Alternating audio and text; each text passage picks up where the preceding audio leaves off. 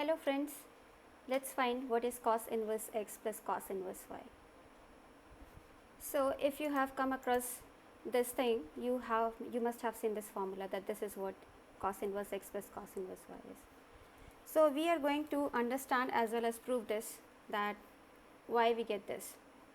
So first of all, let's understand, if I give you a function f of x is cos inverse of x, what does that mean? What is the domain and what is the range of this function?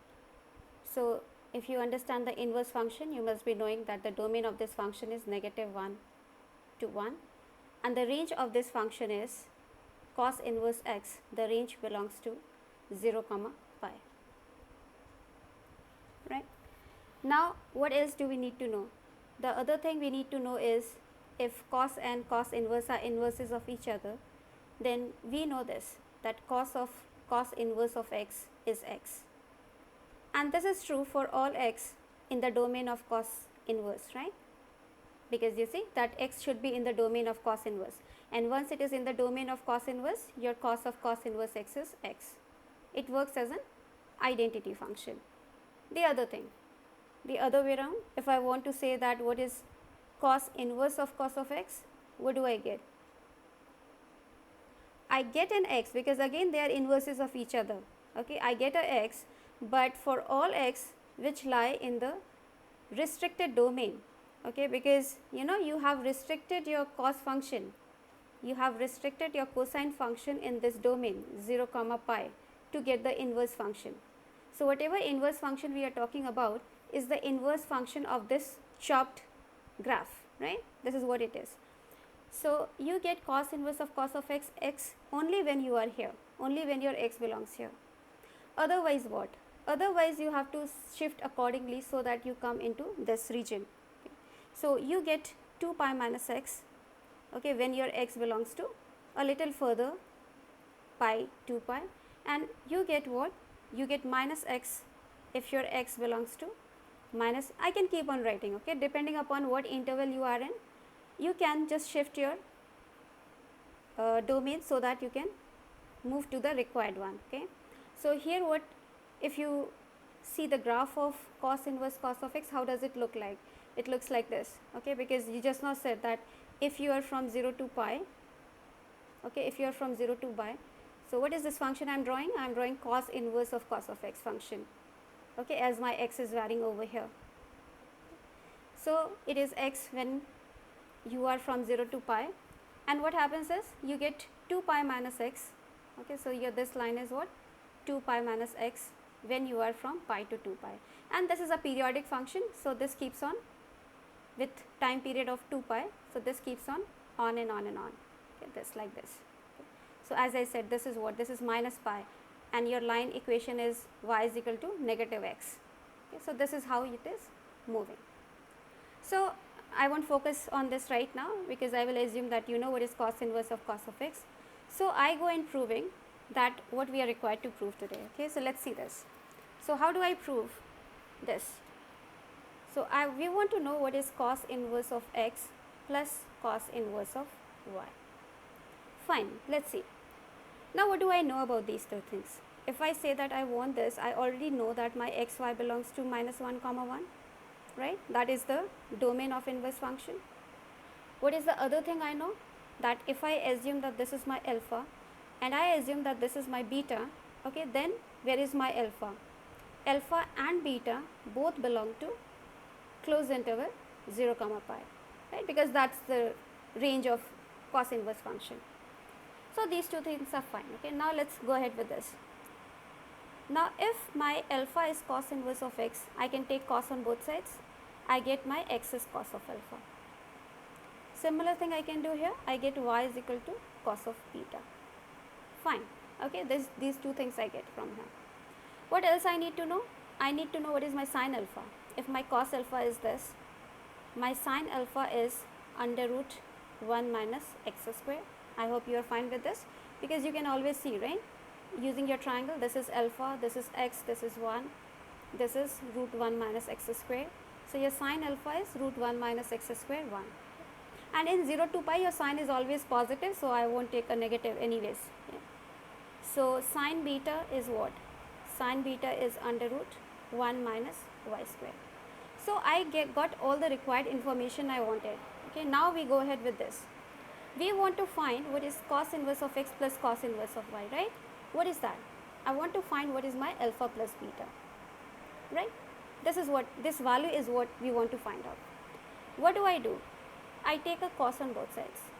I want what is cos of alpha plus beta. What do I get? I know the formula, right? We know the formula, cos alpha cos beta minus sin alpha sin beta. Not a problem. Okay. Now I have to just insert everything in terms of x and y's. So what do I get here? I get xy minus root 1 minus x square root 1 minus y square. Not a problem. Okay. Now the next question is what? That I am interested in knowing what is my alpha plus beta. What is the simple answer to that? Answer to that is take cos inverse on both sides. Okay, so what do? Take cos inverse on both sides. What do I get if I take cos inverse on both sides? I get here cos inverse of cos of alpha plus beta, right, is equal to cos inverse of xy minus root 1 minus x square root 1 minus y square. Perfect. Now what's the problem? Okay, we are almost done. Okay. Now here cos inverse of cos of x. Can I write this as alpha plus beta? Because you know, right, alpha plus beta is nothing but cos inverse x plus cos inverse y. Okay. I could have done that provided my alpha plus beta belong to what? The domain. Okay. The domain, the restricted domain 0 comma pi, right? If my alpha plus beta is 0 comma pi, then I can say that cos inverse of cos of x is x only when my x is here, right? So how do I ensure that my alpha plus beta is here? One way of ensuring the same thing will be that if I assume that my alpha belongs to 0 pi by 2 and so does my beta. Beta also belongs to 0 pi by 2, right? Then what? I am assured, right, alpha plus beta will be belonging to 0 comma pi. And what does this mean? If I say my alpha is here in terms of x, what is my x? X is my cos alpha, right? Okay. And what is my y? Y is my cos beta. If I am saying that my alpha is here, I mean to say that my x is greater than or equal to 0. Here also what do I mean to say? I mean to say my y is greater than or equal to 0, right? So in terms of x and y, if I want to say that if my x is greater than 0 and my y is also greater than 0, what do I get? I get alpha plus beta. Okay, so I get alpha plus beta is equal to this whole stuff. Okay, cos inverse xy minus root of 1 minus x square 1 minus y square. That's what we get. Okay, so I got what? I got cos inverse x plus cos inverse y is equal to this. Okay. So have I covered the whole situation? No, right? Because I have only considered when x is positive and y is positive. Okay, what about the other things? Okay, let's consider the negative. Let's say I want to find x is negative and y is also negative. Okay, what does that mean? That means my alpha is where? My alpha is in the interval pi by 2 comma pi, right? Remember, this is your cosine graph, right? This is your cosine graph. Okay, between 0 to pi by 2 you are positive. From pi by 2 to pi you are negative, okay, in this domain. So your alpha will be here and so will be your beta. Okay, both are belonging here. So where will be your alpha plus beta? Alpha plus beta will be at the 2, okay, pi by 2 this. So this will be belonging to what? Pi comma 2 pi. Okay, this is where your alpha plus beta is. So now what will be my cos inverse cos of alpha plus beta? It will be 2 pi minus, remember we said if you are from pi to 2 pi, this is going to give you value 2 pi minus x. Okay. So what we are going to achieve now? We are going to achieve 2 pi minus alpha plus beta is equal to cos inverse of xy minus root of 1 minus x square root of 1 minus y square. Perfect, right? So what did you get from here? You just got from here is alpha plus beta is equal to 2 pi minus this whole stuff over here. Right? This is what you get.